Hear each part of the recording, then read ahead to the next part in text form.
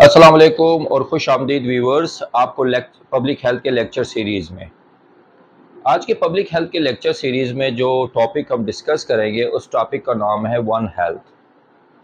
आइए हम पढ़ते हैं। सबसे पहले हम पढ़ते हैं कि वाई वन हेल्थ है क्या।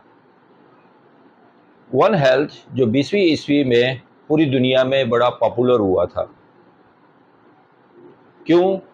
क्योंकि स्वाइन फ्लू, H1 और N1, बर्ड फ्लू और नील वायरस एंड जीका वायरस और सार्स जो बीमारियां थी, और ये बीमारियां पैंडेमिक हुआ था ह्यूमन पॉपुलेशन के अंदर, जो कि फैली थी एनिमल से। तो जो एनिमल से ज़ूनोसिस डिजीज़ जो एनिमल से ह्यूमन बीइंग को जो ट्रांसफ़र हुआ, और ट्रांसफ़र होने के बाद वो बहुत बड़ी लार्ज पॉपुलेशन दुनिया को जो है ना उसने कैप्चर किया। तो वहाँ से वन हेल्थ का कंसेप्ट जो है ना जनरेट हुआ। पढ़ते हैं कि वन हेल्थ है क्या। वन हेल्थ एक मल्टी कोलैबोरेटिव, मतलब जो कोलैबोरेटिव अप्रोच है, और कोलैबोरेटिव अप्रोच के साथ साथ ये मल्टी सेक्टोरियल और ट्रांस डिसिप्लिनरी अप्रोच है। वन हेल्थ जो है वो एक तो कोलैबोरेटिव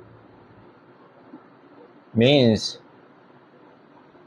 हेल्थ डिपार्टमेंट को कोलिब्रेशन करनी है दूसरे डिपार्टमेंट के साथ, या with in the health department के अंदर कोलिब्रेशन होनी चाहिए। Second, it is multi sectoral. Multi sectoral जब हेल्थ की कोई भी डिजीज़ जब आपने उसको प्रिवेंट करना है या कंट्रोल करना है, तो आपने मल्टी सेक्टोरियल अप्रोच करनी है। सिर्फ अकेला हेल्थ डिपार्टमेंट किसी भी डिजीज़ को प्रिवेंट या कंट्रोल नहीं कर सकता। तो इसका सेकंड कॉन्सेप्ट ये है। थर्ड कॉन्सेप्ट ये है ट्रांस डिसिप्लिनरी अप्रोच।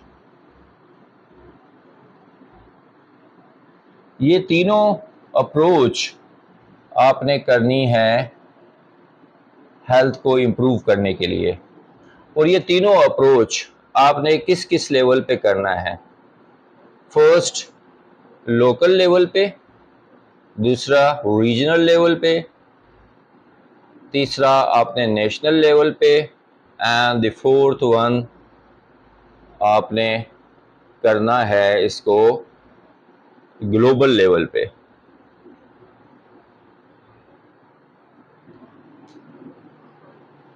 जब ये तीनों अप्रोच कोलिब्रेटिव, मल्टी सेक्टोरियल और ट्रांस डिसिप्लिनरी अप्रोच जब आप अप्लाई करते हैं किसी भी डिजीज़ को प्रिवेंट या कंट्रोल करने के लिए, तो वो लोकल लेवल पे होनी चाहिए, रीजनल लेवल पे होनी चाहिए, नेशनल लेवल पे होना चाहिए और ग्लोबल लेवल पे होनी चाहिए। तब आप किसी, और ये तीनों अप्रोचेस आप क्या करोगे, तो ये इंटर कनेक्टेड होंगे एक दूसरे के साथ।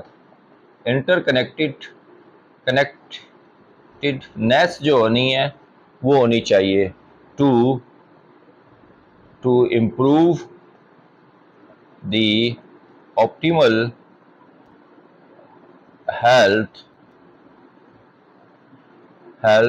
ऑफ ह्यूमन,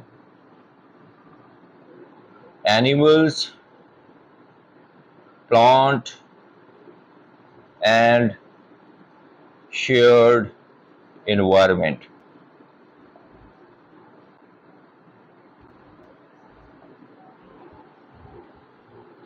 अब ये वन हेल्थ का कंसेप्ट जो मैंने आपको समझाया कि वन हेल्थ एक कोलिब्रेटिव, मल्टी सेक्टोरियल और ट्रांस डिसिप्लिनरी अप्रोच है, जो कि लोकल लेवल पे, रीजनल लेवल पे, नेशनल लेवल पे और ग्लोबल हेल्थ लेवल पे अप्लाई होती है, और इनका आपस में इंटरकनेक्टेड होती है। इंटरकनेक्शन के ज़रिए से वो ऑप्टिमल हेल्थ को इम्प्रूव करती है। किसकी एनिमल हेल्थ को इम्प्रूव करती है? ह्यूमन बीइंग को, एनिमल्स की, प्लांट को और अपनी शेयर्ड एनवायरनमेंट में। अब एनिमल्स और ह्यूमन बीइंग का आपस में बड़ा करीबी रिश्ता या करीबी मिलाप है, क्योंकि ह्यूमन बीइंग ने सदियों से, जब से इस दुनिया में जो है ह्यूमन बीइंग ने आए हैं तो उनका एनिमल्स के साथ कनेक्शन बहुत ज़्यादा है। शुरू में एनिमल्स को यूज़ किया जाता था ट्रांसपोर्ट के लिए, लेकिन एनिमल को फूड के लिए भी यूज़ किया जाता है जिससे मीट या फाइबर लिया जाता है। सेकंड, फूड उसको ट्रैवलिंग और ट्रांसपोर्ट पर्पस के लिए बड़ा यूज़ किया जाता था और आजकल भी यूज़ हो रहा। गांव देहातों में आज भी ट्रांसपोर्ट जो होती है वो जो भी क्रॉप्स की, और वो सारी के सारी एनिमल्स पे की जाती है। और एनिमल्स की काऊ डक जो होती थी वो भी फर्टिलाइज़र के लिए यूज़ किया जाता था एग्रीकल्चर फील्ड के अंदर। फिर एनिमल जो है ना वो एक माशी जो है ना लाइव स्टॉक भी है, और माशी जो है ना लोगों की मैशियत को भी इम्प्रूव करने के लिए या माशी ज़रिया भी है। और एनिमल्स को ना स्पोर्ट्स में भी यूज़ किया जाता है और आज तक स्पोर्ट्स में यूज़ हो रहा है, जैसे कि जो है पोलो में यूज़ किया जाता है, हॉर्स राइडिंग में यूज़ किया जाता है, स्पोर्ट्स में भी यूज़ की जाती है और चैम्पियनशिप के लिए भी यूज़ की जाती है एनिमल्स को। जैसे एनिमल्स काओ की, बेफालोज की, हॉर्स की, और इवन दो डॉग्स और पेट्स की जो है ना उसकी भी चैम्पियनशिप होती है वर्ल्ड लेवल पे।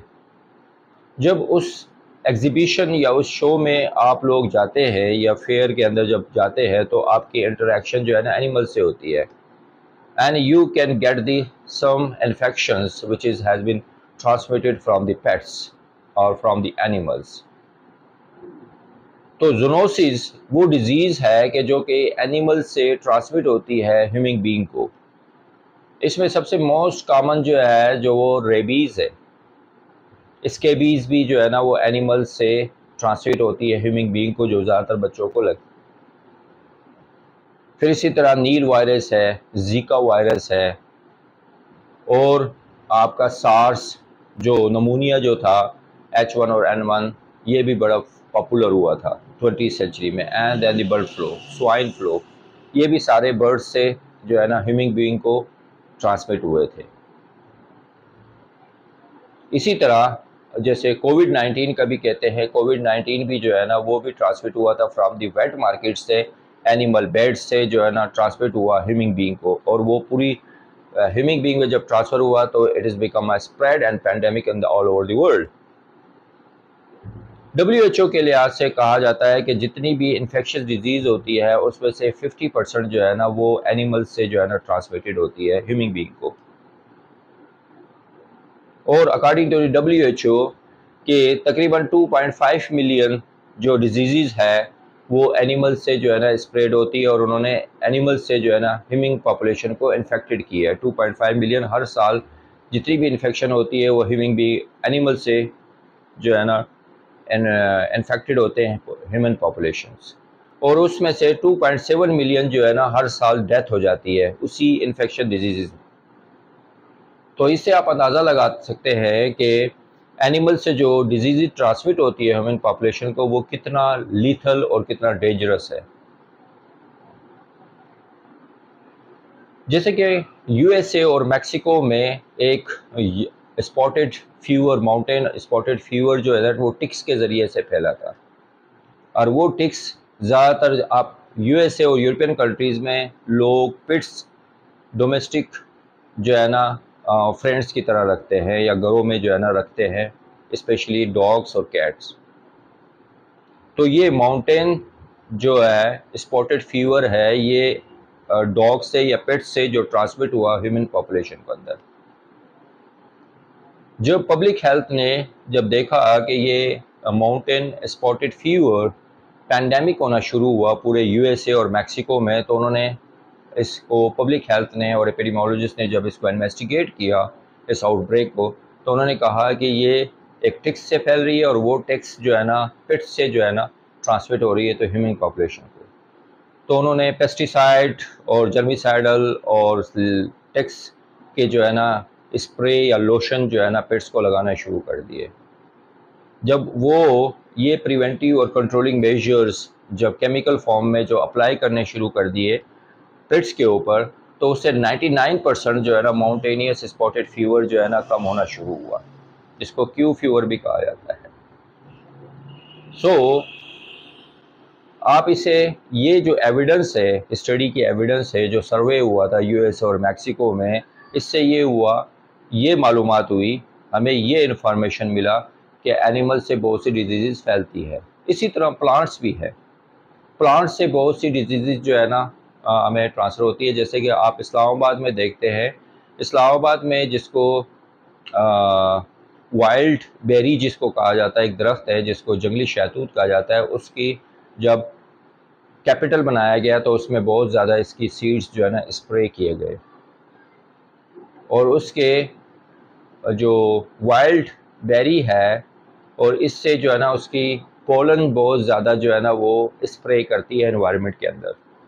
तो इस्लामाबाद में पोलन एलर्जी बहुत ही कॉमन है, वो बिकॉज ऑफ दी इस वाइल्ड बेरी की वजह से। तो प्लांट से भी बहुत सी डिजीज़ आपको ट्रांसमिट हो सकती है। बहुत से जो है ना प्लांट्स जो है ना वो फ्रेंडली होते हैं, बहुत से प्लांट्स जो है ना वो डेंजरस भी होते हैं फॉर द डिजीज़ काज करने में। इसी तरह हमारी इन्वायरमेंट भी है, जितना इन्वायरमेंट आपका नीट, क्लीन और पोल्यूटेड फ्री होगा तो आप बहुत सी डिजीज़ से बच सकते हैं। जैसे कि मैंने पहले लेक्चर में क्लाइमेट चेंज में आपसे डिस्कस किया था कि 2.5 मिलियन हर साल जो डेथ होती है वो due to the air pollution की वजह से होती है, प्रीमेच्योर डेथ होती है हर साल 2.5 मिलियन पूरी दुनिया में, और वो सिर्फ एयर पोल्यूशन की वजह से होती है। और भी इन्वायरमेंट के अंदर हमारी जैसे quality of the air, quality of the water, quality of the gases जो है ना, carbon monoxide, carbon dioxide gas, nitrogen oxide बहुत ज़्यादा बढ़ता जा रहा है, जिससे ग्लोबल वार्मिंग भी होती जा रही है। तो हमारी इन्वायरमेंट भी क्लाइमेट चेंज की वजह से अफेक्ट हो रही है, तो इस वजह से बहुत सी बीमारियां बढ़ती जा रही है। तो वन हेल्थ का कंसेप्ट जो 20वीं सेंचुरीज में इस वजह से आया कि एक कोलैबोरेटिव, मल्टी सेक्टोरियल और ट्रांस डिसिप्लिनरी अप्रोच अप्लाई किया जाए लोकल लेवल पे, नेशनल लेवल पे, रीजनल लेवल पे और ग्लोबल लेवल पे, ताकि और इनको आपस में इंटरकनेक्टेड करके हेल्थ की, ऑप्टिमल हेल्थ को इम्प्रूव किया जाए ह्यूमन बीइंग के अंदर, एनिमल्स के अंदर, प्लांट्स के अंदर और शेयर्ड इन्वायरमेंट के अंदर। ताकि इन सारे अप्रोचेस को हम इंटरकनेक्टेड करेंगे तब कोई बीमारी को हम कंट्रोल कर सकते हैं। उम्मीद करता हूँ कि आज के लेक्चर में आपका जो कंसेप्ट है जो वन हेल्थ का, वो उर्दू वर्जन में आपको समझ में आई होगी। इसी तरह का लेक्चर के लिए, इंफॉर्मेटिव लेक्चर के लिए और नॉलेजेबल लेक्चर के लिए मेरे चैनल को सब्सक्राइब करें और प्रेस द बेल आइकॉन जो नीचे दिया हुआ है उसको प्रेस करें। बेल आइकॉन जैसे ही प्रेस करेंगे नया लेक्चर जैसे भी अपलोड करूँगा वो आप तक रसाई होगी। Thank you so much. अल्लाह हाफिज़। अपना ख्याल रखिएगा।